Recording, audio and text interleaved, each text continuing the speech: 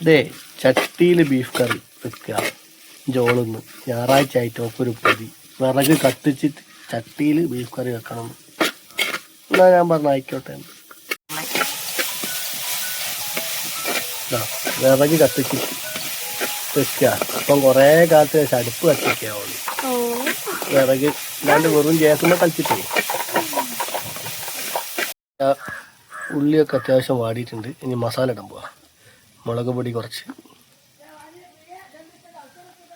മഞ്ഞപ്പൊടി, പച്ചമല്ലി പൊടി, ഗരം മസാലപ്പൊടി,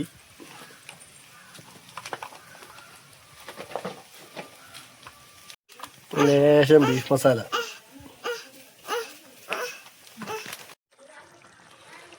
ബീഫ് കറി ലേശം റെഡി ആകാനായി. ഞാനൊരാൾ വന്നപ്പോൾ ഒന്ന് പുറത്തേക്ക് പോയപ്പോഴേക്ക് അവള് ബീഫ് ഇടുന്ന വീഡിയോ ഒന്നും എടുക്കാൻ കഴിഞ്ഞില്ല. ഉപ്പിടുന്നത് അങ്ങനെ. അപ്പോൾ ഏകദേശം തയ്യാറായി, റെഡി ആയിക്കൊണ്ടിരിക്കുന്നത്. ബീഫ് ഇപ്പോൾ കുറച്ച് മല്ലിച്ചപ്പ് വീട്ടിലുണ്ടായേ, പിന്നെ വീട്ടിൽ തന്നെയുള്ള നാടൻ കറിവേപ്പില ഒക്കെ ഇട്ടിട്ടുണ്ട്. നല്ല തിളച്ച് സെറ്റായിക്കൊണ്ടിരിക്കുക.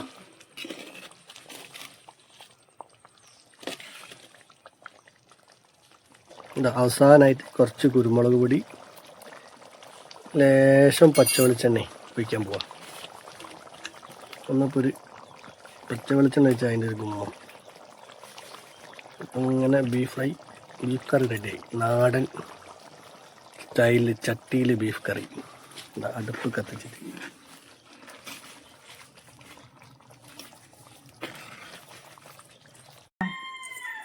അങ്ങനെ നമ്മളെ ബീഫ് കറി റെഡിയായി.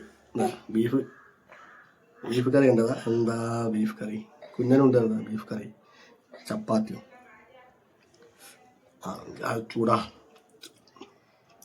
എന്താ ടേസ്റ്റ്.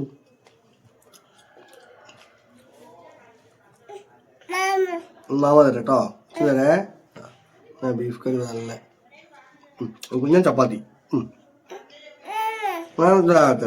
എഴുതാ കുഞ്ഞ നല്ല